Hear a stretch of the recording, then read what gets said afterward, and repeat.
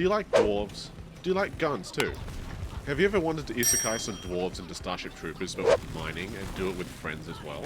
Then Deep Rock Galactic is probably the game for you. Deep Rock is one of those games that kind of exists on the outskirts of Steam. A hidden gem that you tend not to notice, but as soon as a friend of yours buys it, it's all they can talk about for weeks straight. Spoiler alert, but I was that friend to basically everyone I know, and I cannot recommend the experience this game brings highly enough. Deep Rock had its full release on Steam on the 13th of May 2020 after 2 years of early access. It's a 4-player co-op shooter in the pedigree of Minecraft and Left 4 Dead, believe it or not. You need to manipulate the terrain to your advantage, and you're facing the overwhelming swarm of enemies to do so the influence is pretty obvious. Unlike Left 4 Dead though, your particular flavour of enemy is a native wildlife of the distant mining planet Hoxie's 4. The Glyphids, at their smallest, are a mighty little swarm the size of a house cat, but at their largest, they're the size of a house that the cat can live in. So, let's talk about classes. Deep Rock has 4 of them, and absolutely none of them are a waste of space. The first is the Scout. Armed with a trusty assault rifle, a shotgun, grappling hook, and a flare gun, the Scout is easily the most mobile of all the classes you can choose from. He can get into nooks and crannies of the lovely cave systems quicker than any other dwarf, and he can beat back the crushing darkness with his trusty flare gun, revealing valuable minerals or lurking terrors waiting to get you.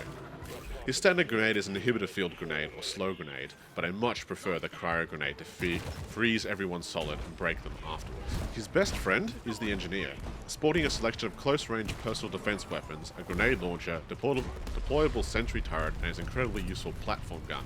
The engineer is essential to enhancing the team's mobility and defensive firepower. The platform gun gives you and your friends a sturdy place to stand when you're crawling along the walls to get those valuable bits of gold, but particularly the Scout, who can just grapple himself up to the ceiling and pick it clean in no time flat, while the rest of you deal with way more important things, like killing bugs. And there is little that is more important in Deep Rock Galactic than killing bugs, which is what the Gunner is best at. Gunner comes with a signature hand-portable minigun and a heavy pistol that fires bullets in larger caliber than most rifles. Going into a cave without the Gunner's support is just asking to have a bad time, even if he needs a fair bit of help getting around, as one of the least mobile classes around. He does come with a zipline launcher though, so if the whole team needs to cross a massive chasm or down a significant cliff, he's your guy. And thanks to procedural generation, there's no shortage of deadly drops to come across. Our last class is the Driller, who can walk through the fully destructible terrain like it was water. Sporting a flamethrower and a burst fire pistol is standard. You definitely want him around when an entire room of standard bugs needs to be torched in an effective manner. His best utility though, besides saving a ton of ammo, massacring the various different weaklings on behalf of the team, is his hand-powered drills. All dwarves can pickaxe the ground to break things, but only the Driller can walk through the wall like it's not even there, with room for all his teammates as well. This is especially useful when you're trying to make that breakneck run back to the drop pod at the end of the mission. Most of the time, a good Driller will just tunnel the whole team back to the start in a minute flat, way more convenient and safer for all involved.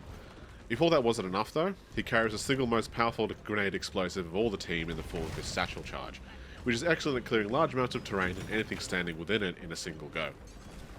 Our last team member deserves an honourable mention despite his criminal lack of beard, and that is Bosco. Remember that DRG is co-op for 1 to 4 players, yes, 1 to 4, so that means going into a dig by yourself is entirely viable. The main reason it's viable though, besides an appropriate difficulty adjustment, is his helpful little robot friend. Bosco comes with his own set of swank cosmetics, dual machine guns, and a set of mining and carrying claws that make you wish you had an entire swarm of him sometimes. Bosco can mine minerals faster than any dwarf, pull heavy items from the walls and carry them for you, and even resurrect you a limited number of times. So if your friends aren't on and you just want to pick on some Morkite by yourself, you still have a helpful floating assistant to give you a hand when you need it. Welcome to the Space Rig. This is your home away from home, and a wonderful example of a diegetic interface. Each one of these consoles has a reason to exist, with the newest one being this one right here. But before that, let's slam down a few rounds since you deserve it for getting this far. Yeah, that's the stuff. So, anyway, this console came with the latest major update, and is Ghost Ship Games' first foray into battle passes. But fear not, for unlike their competition, this pass is entirely and 100% free, no extra purchase needed.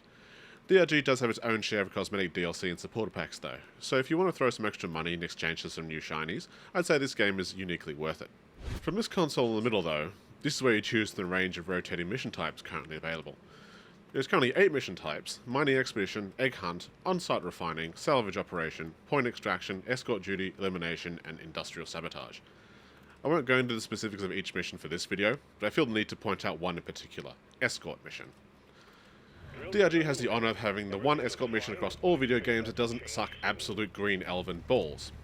For starters, your escort target is a fucking tank with a drill on the front, affectionately referred to as Doretta. Doretta, the drill dozer, moves slower than any dwarf even at her maximum running speed. But matching speed with her is easy because she just got that thick booty enough for all 4 dwarves to stand on her as she moves. This is really helpful as the clap of her drill bits keeps alerting the bugs, so it's good to have a place to stand on while you keep her safe. She sticks to a set path without stopping until she either runs out of fuel, gets to her destination or dies, and can be healed by any other dwarf who wants to give her a good banging or two. Escort is one of my favourite missions because there's few sounds in this game more satisfying than hearing that huge, lovingly crafted machine bore its way through the level while you ride shotgun. From these consoles on the side, you can choose your loadouts. There's a whole score of different guns and sidearms for each dwarf to purchase, upgrade and play with. Along with their defaults, each one has at least 2 choices in all offensive categories that can suit your playstyle and synergize with your teammates.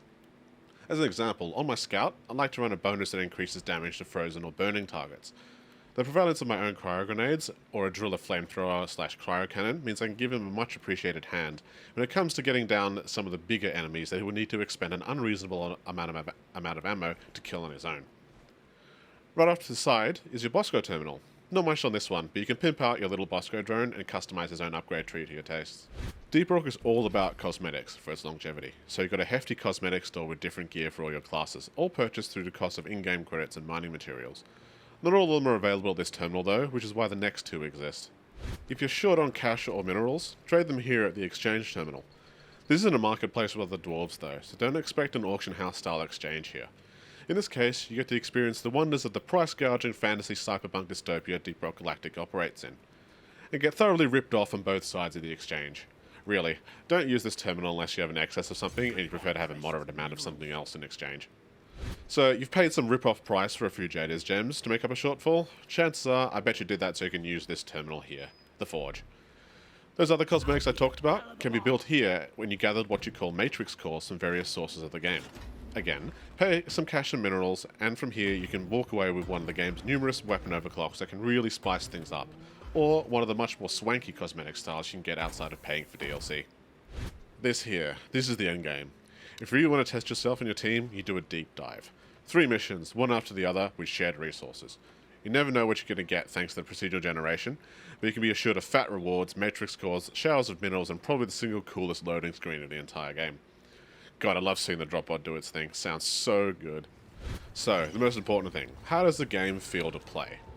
Well, without a doubt, it's best when you have some friends to share it with. But the important thing you should remember is that for once, it's not actually necessary for a good time. Being a purely PvE game, this game is built from the ground up to encourage cooperation. So even having a single other dwarf on your dig can be a massive help, because as good as Bosco is at digging and carrying things, adding another dwarf adds leaps and bounds more mobility and firepower to the team, not to mention a bump in difficulty for those who want that. That's not all the fun and games though, so let's be real about some of the criticisms I've had when I've been playing Deep Rock Galactic. The first is the grind. This is not a free game, let's be clear about that. You'll be paying the asking price to experience this. There's a hefty grind involved to unlock the main route of progression in this game, and that's mostly the cosmetics. There's legions of them available for each class and their weapons. To some, this is a compelling reason to play, especially if you're a fan of the gameplay itself, and so it's just another fun thing for you. But to others, it's a fair complaint that the game and its levels can feel a bit repetitive at times. The Battle Pass. This is a personal one and a little bit more speculative, but it's worth calling out. Battle Pass has changed games, that much is true, and Deep Rock Galactic could be no different in that regard. Nothing has happened just yet, but it's worth noting and being careful in the direction that Ghost Ship Games takes with this new Battle Pass and Seasons feature that is becoming increasingly common across multiplayer co-op and competitive games these days. We can hope that the business morals and the game's high popularity keep it on the straight and narrow for the foreseeable future, but once the Battle Pass genie is out of the bottle, it's not one you can easily stuff back in after the fact. Combat balance. Difficulty in Deep Rock comes in 2 main flavours, neither of which are the best path for what I'd ideally like difficulty to be in games. As the hazard rating gets higher, enemies get more numerous, waves get more frequent, and health pools get bigger. That's really it. You tend to find more encounters with the rarer, more hardy enemy types the more often and higher you go, but the concept of actually using greater tactics or strategy is lost to the native Hoxie's wildlife. With the exception of the ones with the ranged attack, they will simply spawn and make their way directly to you in the shortest way possible. In a way, that's understandable, given they're just animals, but high difficulty levels have tendency to throw "that's bullshit" moments at you and your squad, such as suddenly spawning a cluster of highly durable explosive monsters and other heavily armoured foes right next to the static position you're trying to defend, leaving you with a no-win situation. If you stay near the objective, you die, but if you run to preserve yourself, it's likely you'll fail the mission anyway. There can be times where it just feels the game conspires against you in a way that can feel just inherently unsatisfying when you come up short on it, even if your team really did try your best. If you're an experienced player, the lower difficulty levels are laughably easy, and a competent team can crush even the highest level hazards with ease. Yet the game sees fit to yo-yo its difficulty spikes between smooth sailing and a brick wall with little warning. So, that about sums it up. What are your thoughts? If you're a greenbeard or an experienced deep diver, let me know what you think about the game, what do you think its best and its worst parts are, and what you'd like to see in the future. Remember that I regularly stream on Twitch, so be sure to check the link in the bio when I play a variety of games, including Deep Rock and many others. Always remember guys, if you don't rock and stone, you ain't coming home. And thanks for checking out the video, I'll see you next time. Rock and stone!